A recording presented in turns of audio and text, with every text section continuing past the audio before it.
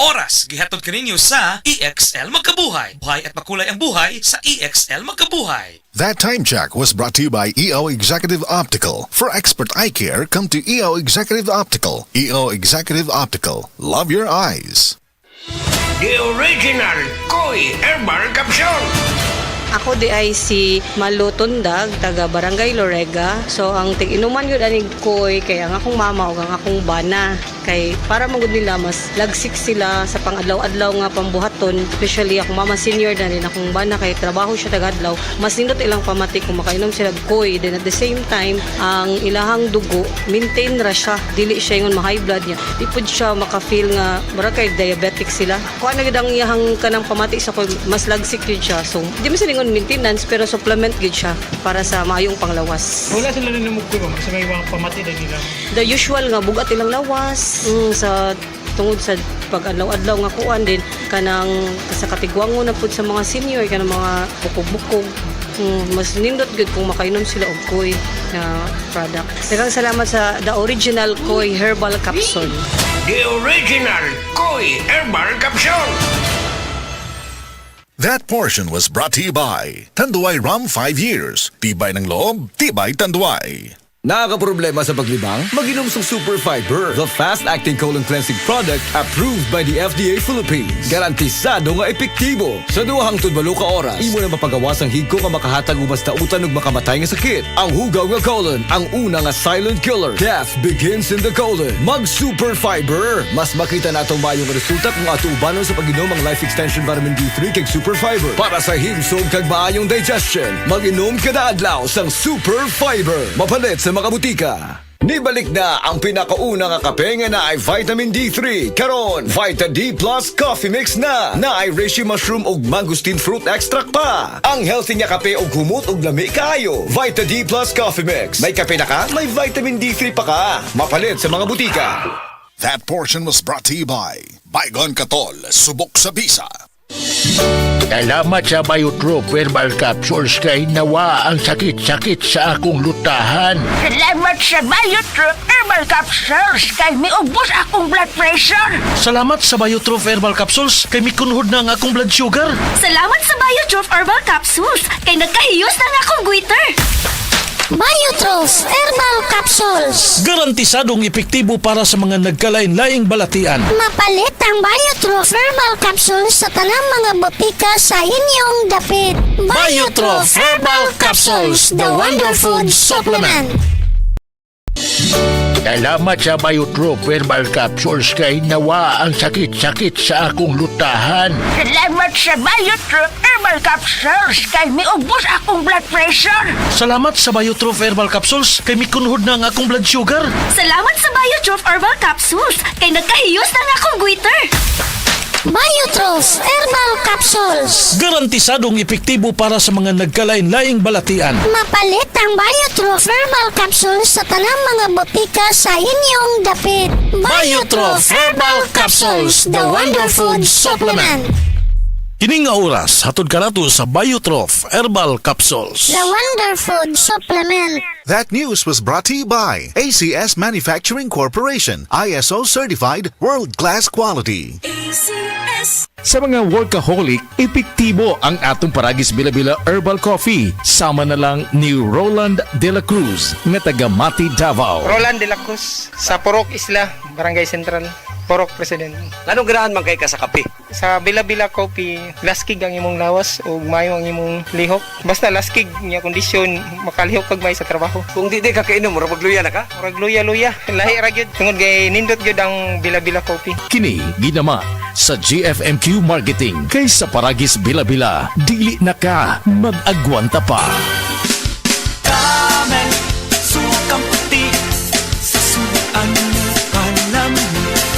Camel, sukang puti, maunag yun imong mapili. Camel, sukang puti, sa suan palami. Camel, sukang puti, anita na ang sekreto, ang sekreto. Salami. lami magkape. Pero dapat good ang kape nimo healthy. Parehasan ning Vita D Plus Coffee Mix. Nibalik na ang imong paborito nga pinakauna nga kape nga na ay vitamin D3, reishi mushroom ug mangosteen fruit extract. Aromatic na ug lami pa. Pwede jud ni siya sa mga naay diabetes. Vita D Plus Coffee Mix. May kape na ka, na ay vitamin D3 pa ka. Ayaw si Piata pagpaminaw sa balitang yutahon sa Sieti, ang inyong mga kabukiran, inyong kaugmaon, ang among focus, kaugalingong yuta para sa bukas na masagana. Dinhilang sa balitang yutahon sa Sieti, matag Sabado alas 5 sa hapon hangtod sa alas 5:30 sa hapon, makita usab sa DYHPR Limon Cebu Facebook page. Para sa uban pang updates, i-like, follow ug share ang official DAR Facebook, Instagram ug YouTube accounts nga at Dargo PH Official sa Facebook DAR 7 Central Visayas o sa official DAR website www.dar.gov.ph.com. Hatod ka ninyo sa Department of Agrarian Reform. Si Norvin Fuentes nag-anto sa sisayang liog. Nakoy sis diri sa liog. Ako jud siyang gipukusan og inom og side panyawan capsule. Ni gamay jud siya dahil dili wala na siya kirot. Na akong gikaingon kay naa jud siya effect. Epektibo jud ang side panyawan capsule. Norvin Fuentes, 37, sa Kanhulaw, Lapu-Lapu, 50. Basta bukol-bukol, ised Panyawan Plus mo na. Produkto gikan sa Said Marketing Incorporated. Si Gemma Libahan, diabetic ug nag-insulina. Apan, miubos ang iyang asukar sa dugo tungod sa iyang pag-inom sa Said Panyawan Coffee Mix. As in, dako yung tabang Said Panyawan coffee sa karon kay sige na ko padayon og inom, nagababa na gyud siya. Nibaba siya og 145. Karon gani 143 na lang siya. Gemma Libahan, taga Jensan. Mag-16 ako karong June. Said Panyawan Coffee Mix produkto gikan sa Said Marketing Incorporated. Testimonies. Pagmatuod sa kaayuhan sa Said Marketing Products. Ano, kung nanina mo sa kuha, palit lang doon mo sa seedling kay maayo doon ipanghapla sa mga arthritis, rheuma. Kay ako, nabanggaan doon kong giro sa akong tuhod. Maori doon na kaayo sa akong sakit sa tuhod. Hubag kaayo akong tuhod. Maori doon na kaayo. Pidila Bernaldez, taga Madapo, Davao City. Mag 76. Kayo'y nabasagan, madaling remedyohan. Pagkatapos dikitan, Parang bago na naman. Pioneer Epoxy, pandikit ng kristal, kahoy at bakal, pang-repair ng radiator, tambucho, refrigerator, martilyo, kutsilyo, tipo, araro, gero, aparador, pampatibay ng bangka, kisame, etc. Pioneer Epoxy, paborito ng bayan. Express love naturally gamit ang honeymoon tea. Aduna kini natural nga herbal nga makatabang aron mapagawas ug mapadayag nimo ang imong gugmas sa natural nga paagi. Bukaw niini ang kainit sa imong pagbati ug sa matag gabi na ay honeymoon perme. Ang honeymoon herbal tea mapalit sa mga suking butika sa kantidad nga 90 pesos per sachet SRP. Makita kini sa Mercury Drugstore, Watson's, South Star, DGP, Generica ug uban pang butika. Mga higala, may ngadlaw ka natong tanan! Kini si Kuya Gulyat ninyong adunay na ilhan nga lamian kaayong tabliya, ang Don Pepe Tablia. Sa kaumutong kalami, walay mudili, sa Don Pepe nga tablia, kini mao'y paborito. Mag Don Pepe.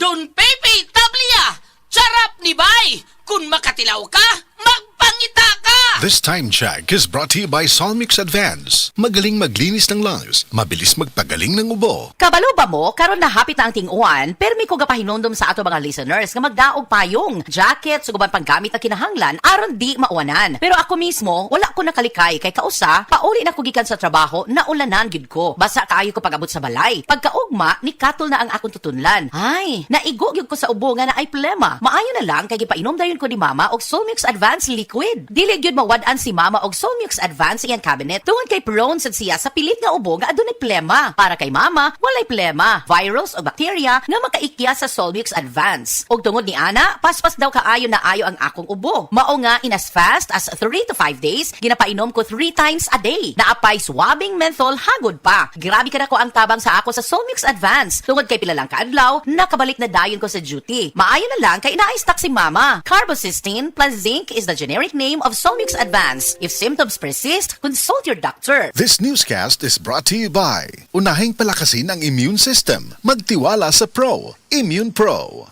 Ako si Radyoman Benzi Tanghian, kining balita hatod kanato sa Paragis Bila-Bila Herbal Capsule na ilhan isip herbal nga kapsula nga makatabang og daghang benepisyo sa kalawasan. Mao kini ang all-in-one nga herbal. Makahatag og kaayuhan sa ato ang mga selula sa lawas, makatarong sa nindot nga flow og limpyuhan ang imuhang dugo nga modagkayday sa ato ang kasing-kasing. Alang sa kumpleto nga kombinasyon, gamita lang ang Paragis Bila-Bila Plus Herbal Capsule. Paragis Bila-Bila Herbal Capsule na uban sa pagpangapi sa Paragis Bila-Bila Herbal Coffee ug ang pagpanghap sa Paragis Bila-Bila Liniment Oil. Dama sa GFMQ Marketing. Sa Paragis Bila-Bila, dili na ka mag-agwanta pa. Sa dugang kasayuran, tawag lang sa 0935-641-0261. Ang Paragis Bila-Bila mapalit sa Didings Pharmacy sa Manalili Street, Cebu City. Bestway Pharmacy sa Mandawi City. Healthway Pharmacy. JV Butika sa Cebu, Mandawi, Liloan o Osmeña Boulevard. Mapalit usab sa JY Pharmacy sa 32 Osmeña Building, Osmeña Boulevard, Cebu City. Mga kasama, dapiton ko kamo sa pagpaminaw sa drama nga Budbud ug Bibingka. Matag alas 8 hangtod sa alas 8:30 sa gabi. Lunes hangtod sa adlaw Sabado. Maminaw ta. Dinhi lang sa DYHP RMN Cebu. Pagbasa sa 9 na kabanata ng aklat ni Juan, pinagaling ni Jesus ang isang bulag, talata 1 hanggang 41. Sa paglalakad ni Jesus, nakita niya ang isang lalaking ipinanganak na bulag. Tinanong siya ng kanyang mga alagad, "Guro, sino po ang nagkasala at ipinanganak na bulag ang lalaking ito? Siya ba o ang kanyang mga magulang?" Sumagot si Jesus, "Ipinanganak siyang bulag hindi dahil sa nagkasala siya o ang kanyang mga magulang, kundi upang mahayag ang kapangyarihan ng Diyos sa pamamagitan niya. Kailangan gawin natin ang mga ipinapagawa ng nagsugo sa akin habang maaga pa. Malapit na ang gabi at wala nang makakagawa pagsapit niyon. Habang ako'y nasa sanlibutan, ako ang ilaw ng sanlibutan." Pagkasabi nito, dumura si Jesus sa lupa at gumawa ng putik. Pagkatapos, ipinahid niya ito sa mata ng bulag. Sinabi ni Jesus sa bulag, "Pumunta ka sa deposito ng tubig sa silo at maghilamos ka roon." Ang kahulugan ng salitang silo ay sinugo. Ganon nga ang ginawa ng bulag at nang magbalik siya ay nakakakita na. Nagsalita ang mga kapitbahay niya at ang mga nakakita sa kanya nung siya'y namamalimos pa. "Hindi ba yan ang pulubing bulag?" Sumagot ang ilan. "Yan nga," sabi naman ng iba. "Hindi, kamukha lang." Kaya't nagsalita pa ang dating bulag, "Ako nga po yun." "Paano ka nakakita?" tanong nila. Sumagot siya, "Ang lalaking tinatawag na Jesus ay gumawa ng putik at ipinahid yon sa aking mga mata. Pagkatapos sinabi niya sa akin, pumunta ka sa silo at maghilamos. Pumunta nga ako doon at naghilamos at nakakita na ako." "Nasaan siya?" tanong nila sa kanya. "Hindi ko alam," sagot niya. Dinala ng mga tao sa mga Pariseo ang dating bulag dahil araw ng pamamahinga ng gumawa si Jesus ng putik at nang pinagaling niya ang bulag. Tinanong din siya ng mga Pariseo kung paano siya nakakita kaya't sinabi niya sa kanila, "Pinahiran niya ako ng putik sa aking mga mata. Ako'y pinaghilamos at ngayon nakakakita na ako." Ang sabi ng ilang Pariseo, "Di maaaring mula sa Diyos ang taong yon sapagkat hindi niya pinapangili ng araw ng pamamahinga." Ngunit sinabi naman ng iba, "Paano makakagawa ng ganitong mga himala ang isang makasalanan?" At hindi sila magkaisa. Kaya tinanong nilang muli ang dating bulag, "At ikaw, ano naman ang masasabi mo tungkol sa kanya? Dahil pinagaling niya ang iyong mga mata." "Isa siyang propeta," sagot niya. Ayaw maniwala ng mga Hudyo na siya'y talagang dating bulag kaya't ipinatawag nila ang kanyang mga magulang. "Anak nga ba ninyo ito? Talaga bang siya'y pinanganak na bulag? Bakit nakakakita na siya ngayon?" tanong nila. Sumagot ang kanyang mga magulang, "Anak nga namin siya at siya'y pinanganak ngang bulag. Ngunit hindi po namin alam kung bakit nakakakita na siya ngayon o kung sino ang nagpagaling sa kanya. Siya na po ang tanungin niyo. Ay sapat na gulang siya at nakakapagsalita na para sa kanyang sarili." Ganon nga ang sinabi ng kanyang mga magulang dahil takot sila sa mga Hudyo. Alam nilang pinagkakaisa ng mga Hudyo na itiwalag sa sinagoga ang sino mang magpahayag na si Jesus ang Kristo.